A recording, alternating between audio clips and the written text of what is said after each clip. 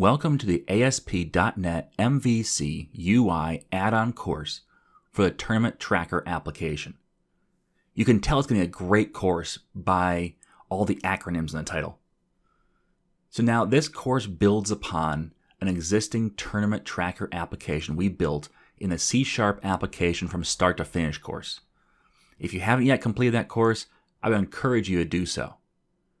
While you may not be a fan of WinForms, you need to know what happened to build those forms before you really understand how to replace them.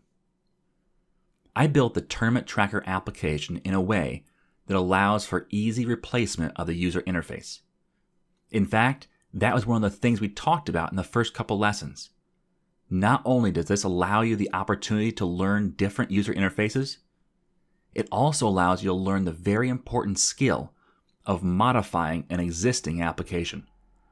When you learn programming, typically you build brand new applications.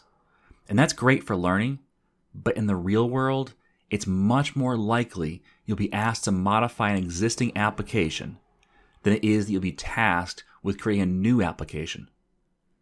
This add-on course is going to start stretching those muscles a bit.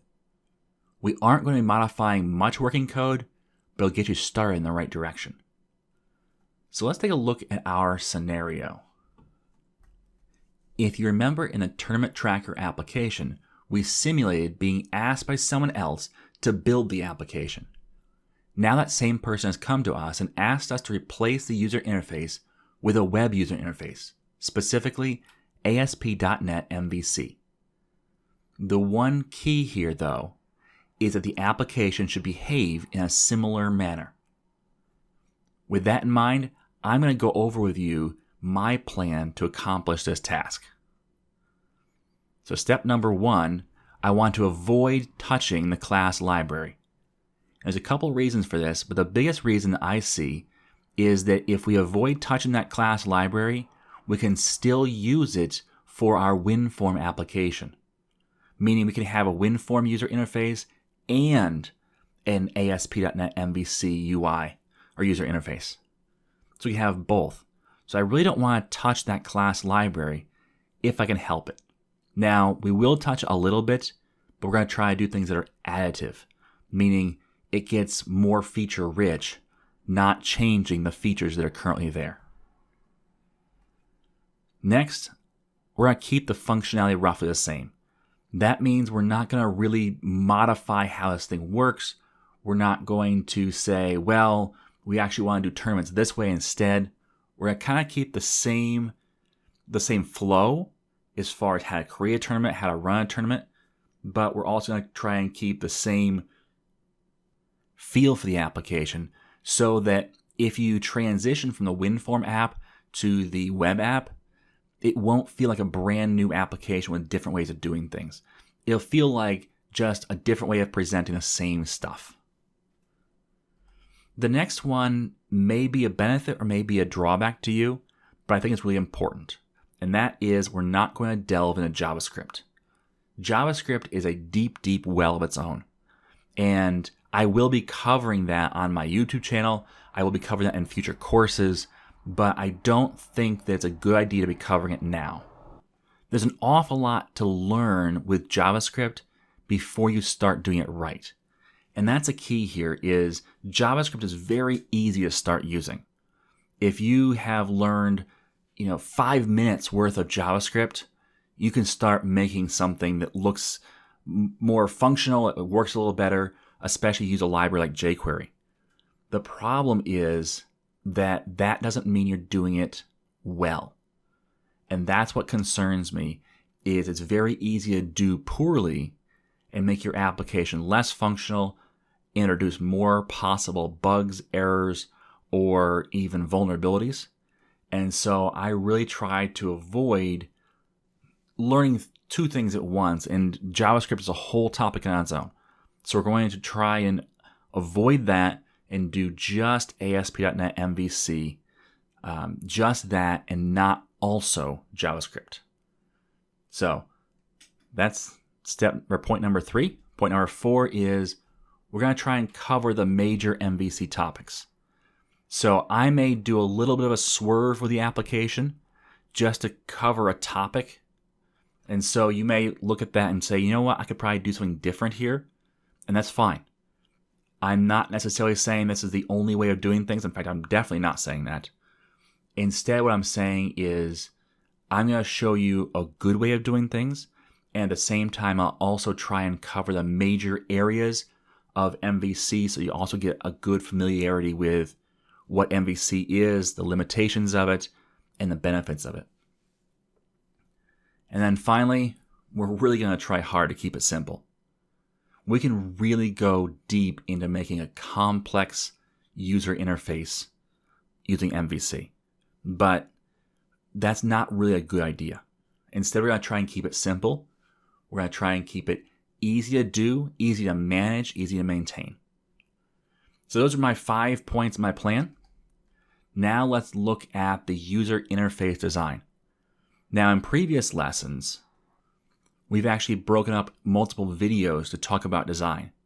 But that's a little bit different because we already have all of our design pretty much done for us. Most of it. And by that I mean we already have a layout, we already have the forms and what's on each page and how they work. We're not really touching the logic, we're not really touching the data access. We're leaving those alone. We're just touching the user interface. So most of our planning goes out the window as unnecessary. But there is a little bit of planning I want to talk through at least before we dive right into messing with MVC. So let's jump right in with that user interface design. The first one, we're going to try and replicate each screen as it makes sense. So we already have that user interface, and we're using that as our design for our new user interface. But there may be times when it just doesn't make sense to try and replicate this desktop functionality in a web-based form. And there's going to be some struggles with that because of the way MVC is built. And we'll get into this in a little bit. But MVC does not lend itself to the same easy user interface that a WinForms app does. So we're going to have to make some tweaks and some changes in order to make it fit the web, which is good. We don't want to try and just have a desktop application on the web. That's not what we're used to seeing on the web, and so it not make sense to users who are trying to use this. So we'll try and replicate these screens as it makes sense, but at the same time, we'll try to make them fit into a good web-based user interface. So with that, we're going to take each screen step by step. Each screen will be its own video, maybe a couple, and we'll take that screen and we will transition that over into a web design and build it. And we may have to go through a couple iterations of a screen before we kind of get the right combination to work for us. Third, we're going to try and keep a simple menu system at the top. Now, there will be some links in the pages themselves that will take us to other pages, and that's kind of what we're used to. But we'll also have a simple menu system at the top that will easily allow users to do things like add teams, add people, all those kind of things right from the menu. All right, number 4, we're going to remember the tournament across the screens. Now, this may not seem like anything important, but it is actually a pretty big deal. And the reason why is because with MVC, it's what's called a stateless user interface. And what that means is it does not remember information across calls, which is a good thing. And that may not seem that way, but it is a good thing because what happens is when it tries to remember things across calls, which is what ASP.NET Web Forms does, which is the equivalent to WinForms. When WebForms does that, it holds a whole bunch of information in memory for each user on the web server. And so that very quickly puts a toll on the web server when you're talking about large numbers of people. Now, I'm not anticipating this application will be used by large numbers of people, but it could be. Now, MVC was built to not have that big memory overhead of a web forms and that state.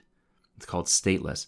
And so in order to have information flow across the screens, we have to do certain things. And so I'll show you how to remember the tournament across specific screens. And so it'll be a little bit different than normal. And we'll wrestle through some of this stateless stuff with MVC as we get to it.